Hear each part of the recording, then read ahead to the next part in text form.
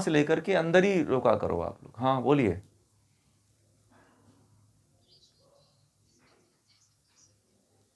हाँ, अब जैसे ना कि अब महर्षि गोरक्षनाथ जी ने ये कहा है कि 16 64 32, तो इसी का रेशियो अब आपको अपने अनुकूल लगाना है। जैसे मान लीजिए कि आपने 6 सेकेंड तक श्वास लिया, ठीक है, नहीं 4 सेकेंड तक, ठीक, और 8 सेकेंड तक आप श्वास को, नहीं, 4 सेकेंड तक पूरक किया, और 10 सेकेंड तक श्वास को रोक, नहीं नहीं 10 सेकेंड, 10 सेकेंड तक कुंभक किया, और 6 सेकेंड तक रेचक कर दिया। बस इतने ही में ही करिए।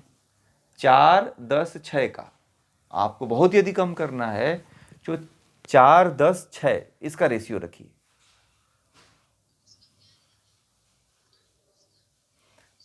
16 64 32, ठीक है।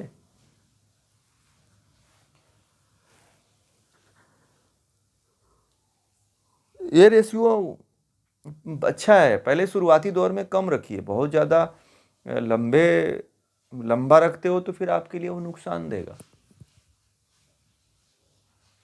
आप क्षमता को नहीं पहचानोगे ना तो सेल टूटते हैं फिर बहुत लंबे समय तक।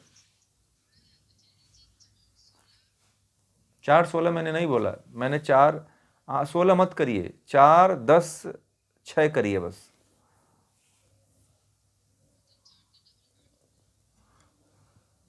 नहीं नहीं, 10 ही करिए, अभी 10 करिए। अभी मैं उस कम करके बता रहा हूँ अभी और आपको। हाँ, कुंभक 10 बोल, 6 करिए, 6।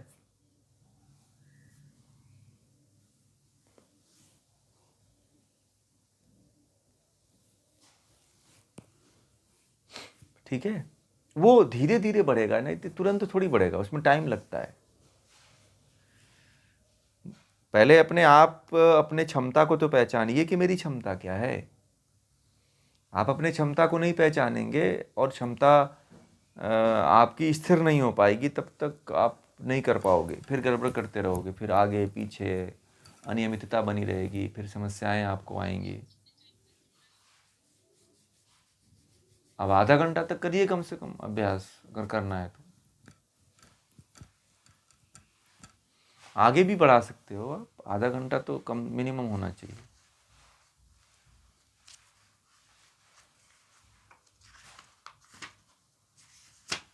गोरख संहिता बहुत महत्वपूर्ण ग्रंथ है, समझ रहे हैं।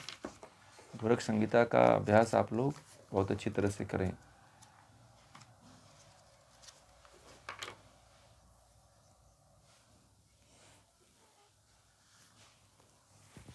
पूरक रेचक के साथ जो आपको ध्यान करना है वो तो उपनिषदों में भी बताया गया, और भी कई ग्रंथों में बताया गया। जो आपको सटीक लगे, सूर्य चंद्रमा का ध्यान करना चाहते हो, नाभि पे ध्यान करना चाहते हो, चक्रों का ध्यान करना चाहते हो, आप सूर्य के प्रकाश पे ध्यान करना चाहते हो, आप चंद्रमंडल का ध्यान करना चाहते हो, आप कोई भी ध्यान करो, आप करो।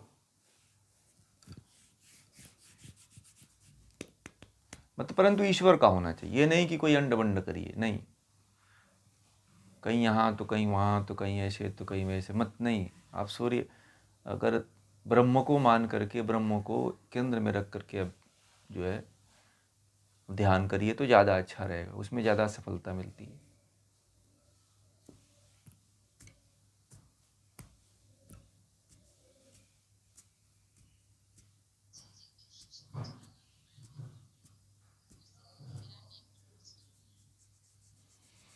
अश्व संचालन इस सूर्य नमस्कार का एक पार्ट है। तो अश्व संचालन का अभ्यास जो है, नाम से ही आपको विदित होना चाहिए कि अश्व मतलब होता है घोड़ा, ठीक है। अश्व मतलब क्या होता है?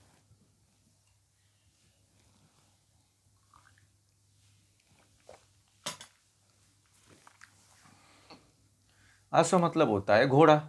आपको घोड़ा तो बनना नहीं है, रेस तो लगाना नहीं है, ठीक है। आपने कभी घोड़ों के, जहाँ पे घोड़े रहते हैं, अस्तबल जिसको कहते हैं ना, वहाँ पे, तो वहाँ पे आप कभी कभी गए हैं?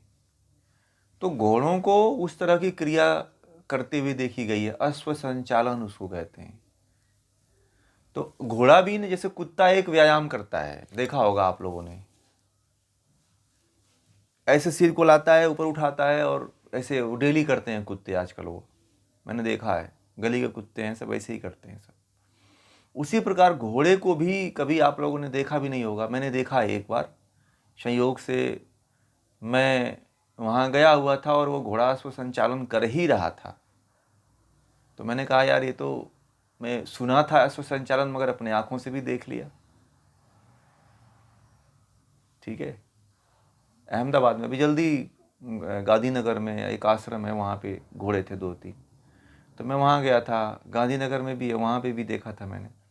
तो जो अहमदाबाद वाला था वहाँ पे मैंने देखा था, वो अश्व संचालन में ही दिखा मुझे करते हुए। ठीक है, अश्व संचालन मतलब जैसे अश्व संचालन की जो क्रिया होती है ना, नीचे की तरफ बैठने वाली, ये एक दोनों हाथ रख करके और ये एक हाथ उसमें रख करके जो करते हैं सूर्य नमस्कार की जो क्रिया में, तो जो अश्व संचालन एकदम सेम वैसे ही पोजीशन बनाता है वो भी। तो अश्व संचालन घोड़ों के लिए होती है कि जिसको रेस लगानी होती है, जिसको दौड़ना होता है। तो देखिएगा जैसे कि जब दौड़ लगाई जाती है तो किस अवस्था में धावक रहते हैं बताइए? धावकों को देखा है आपने? किस अवस्था में दौड़ लगाना शुरू करते हैं बताइए आप?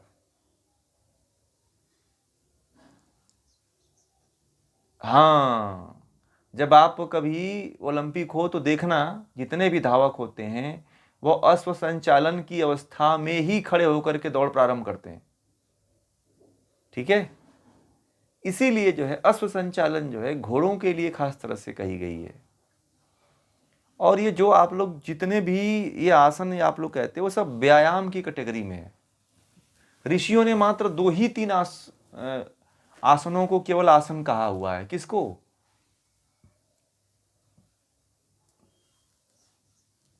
मैंने तो वेदों में भी देखा है, उपनिषदों में भी देखा है, सिद्धासन, पद्मासन, गुप्तासन, 2 ही 3 आसन है भाई।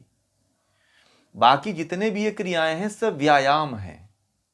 इनको आसन भले कह दिया जाता है परंतु यह आसन नहीं है। आप ही बताओ, इन आसनों में आप स्थिर बन पाते हो क्या? बताओ आप। अगर मैं कह दूं कि नटराजासन करो तो नटराजासन में कितने देर तक आप स्थिर रह पाओगे बताओ? हैं? मुश्किल से आप रह पाओगे तो 2 मिनट, 3 मिनट, 5 मिनट, इससे ज्यादा नहीं हो पाओगे। तो स्थिरता का आसन ये नहीं हुआ। स्थिरता उसको कहते हैं कि आप लंबे समय तक बने रहो।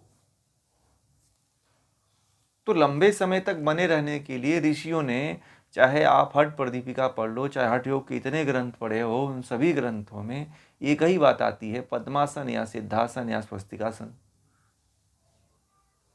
मैंने वेद में भी देखा, महर्षि पतंजलि ने भी कहा, सुखासन की बात कही, परंतु सिंहासन में सभी लोग वो अवस्था जो है ना, जो वास्तविक योगी की जो होती है वह नहीं है।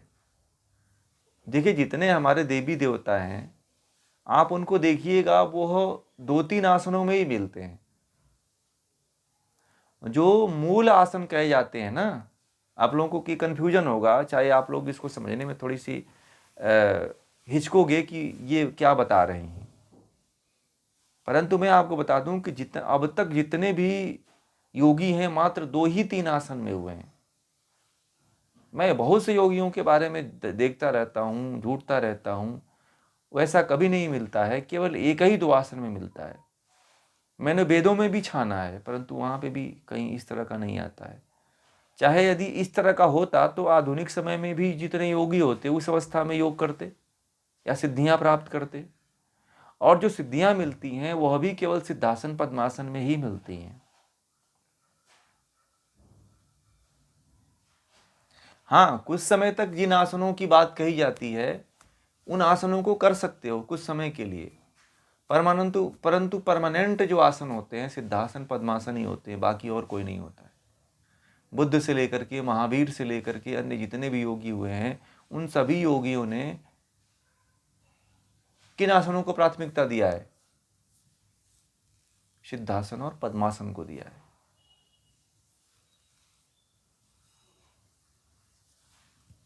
साधना करना है, ध्यान करना है, ध्यान में कुछ प्राप्त करना है, तो इन आसनों का अभ्यास करो आप लोग, लंबे समय तक बने रहो आप लोग इसमें। ये आपको कुछ दे सकता है। वास्तव में योग का आसन यही है, और जो आप लोग करते हो वास्तव में योग का आसन है भी नहीं।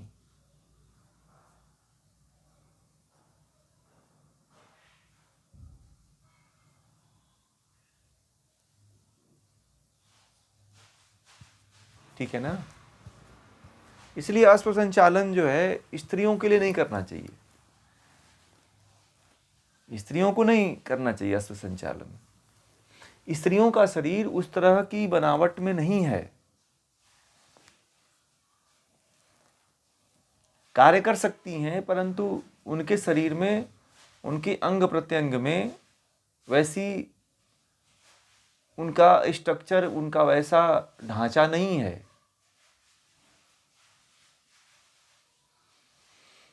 जो सभी आसन स्त्रियों को करवा दिया जाए।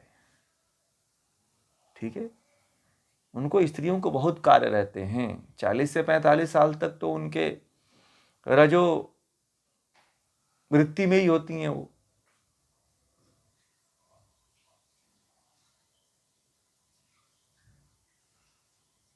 चालीस 45 साल के बाद उनको इधर जो है 10-12 साल से, उनका 15 साल से जो है पीरियड शुरू हो जाता है, या फिर उधर 45-50 तक होता है। तो उनके साथ कई घटनाएं हैं ना भाई, उसके बात करें। अब इनका जो रजो निवृत्ति जिनकी हो चुकी है उनके लिए कोई प्रॉब्लम नहीं है, वो करें, अश्व संचालन का अभ्यास करें।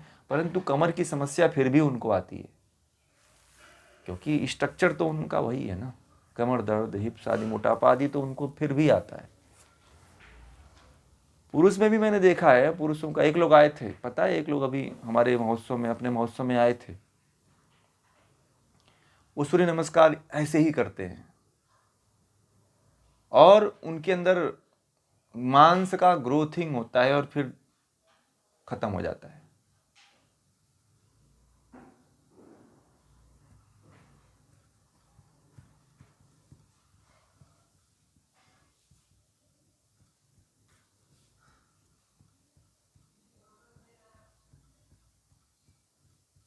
सूर्य नमस्कार जो है एक्स्ट्रा शरीर को फैलाने का कार्य करता है। इसलिए उसी पे बात हुई थी कि अश्व संचालन की बात मैंने उस दिन कहा था, इसी को लेकर कहा था। ठीक है।